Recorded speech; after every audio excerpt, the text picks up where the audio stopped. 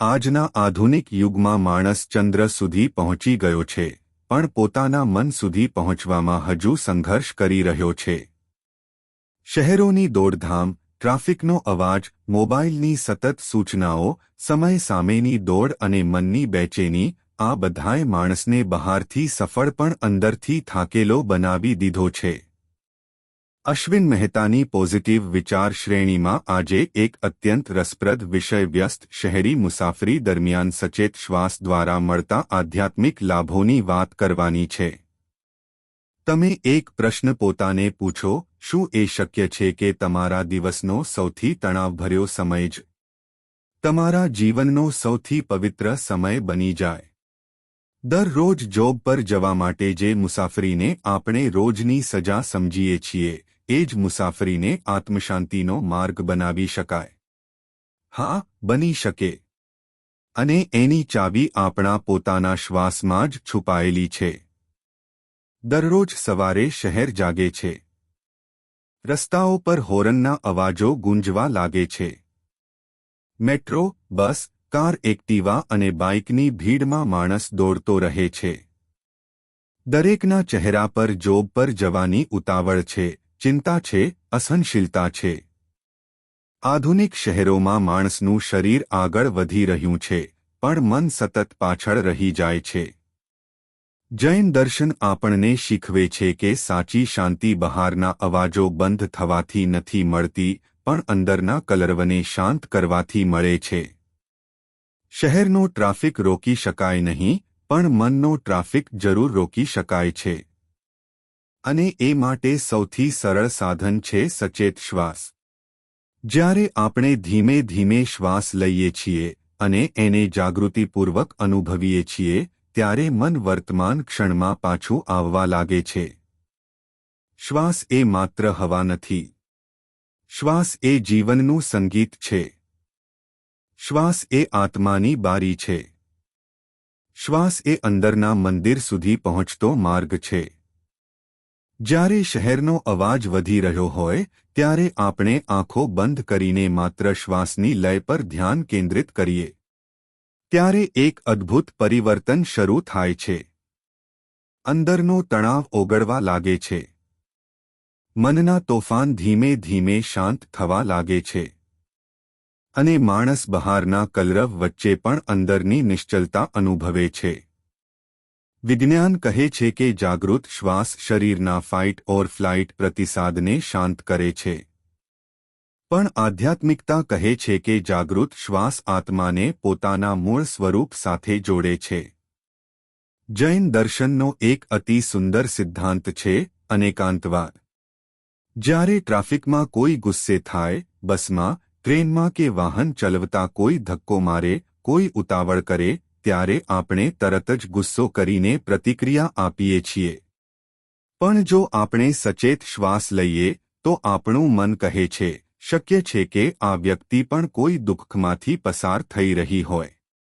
શક્ય છે કે એની અંદર પણ ચિંતા હોય. અહીંથી કરુણાભાવ જન્મે છે. અહીંથી સંભાવ શરૂ થાય છે. મુસાફરી માત્ર એક સ્થળેથી બીજા સ્થળે જવું નથી.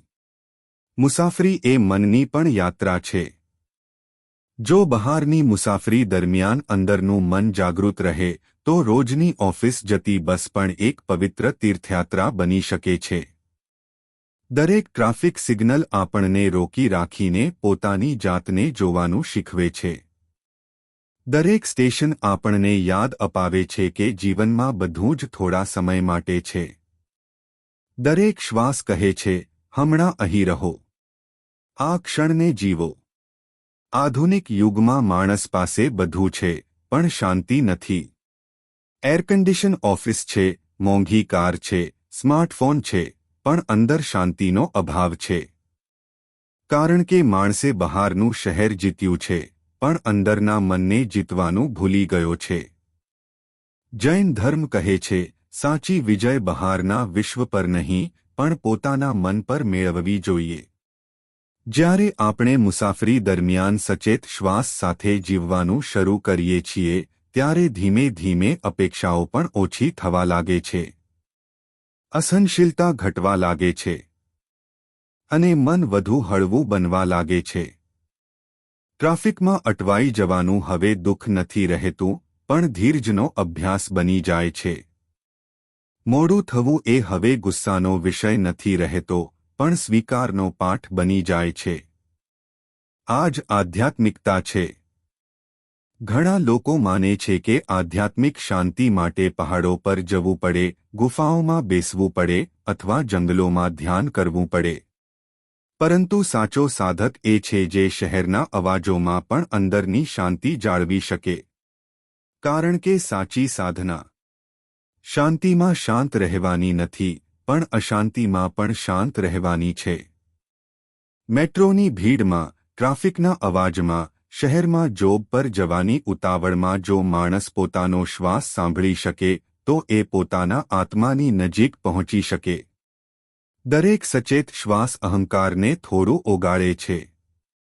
દરેક ધીમો શ્વાસ મનમાં રહેલી ચિંતા ઓછી કરે છે. દરેક જાગૃત ક્ષણ આત્માની નજીક લઈ જાય છે. અને ધીમે ધીમે માણસ સમજવા લાગે છે કે સુખ બહારની પરિસ્થિતિમાં નથી, પણ અંદરની સ્થિતિમાં છે. જ્યારે આપણે શાંતિ સાથે આપણા કાર્યસ્થળે પહોંચીએ છીએ, ત્યારે આપણો દિવસ પણ બદલાઈ જાય છે. ડિજિટલ દુનિયાની દોડધામ વચ્ચે પણ અંદર એક નિશ્ચલતા જીવંત રહે છે.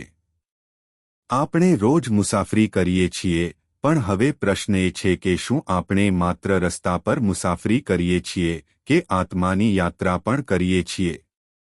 આજથી જ્યારે પણ તમે ટ્રાફિકમાં હો, ત્યારે થોડા ક્ષણ માટે માત્ર તમારા શ્વાસ પર ધ્યાન આપજો. ધીમે શ્વાસ લો, ધીમે છોડો, અને કલ્પના કરીને અનુભવો કે મારી અંદર એક મંદિર છે, જે શહેરના અવાજોથી ક્યારે અશાંત થતું નથી. શહેરનો અવાજ તમારા કાન સુધી પહોંચી શકે છે, પણ જો તમે જાગૃત રહેશો, તો એ અવાજ તમારા આત્મા સુધી ક્યારે પહોંચી શકશે નહીં. દરરોજ જોબ પર જવાની અને જોબ પરથી પાછા ફરવાની મુસાફરીને ભાર ન બનાવો. એને ધ્યાન બનાવો. એને તણાવ ન બનાવો, એને આત્મયાત્રા બનાવો.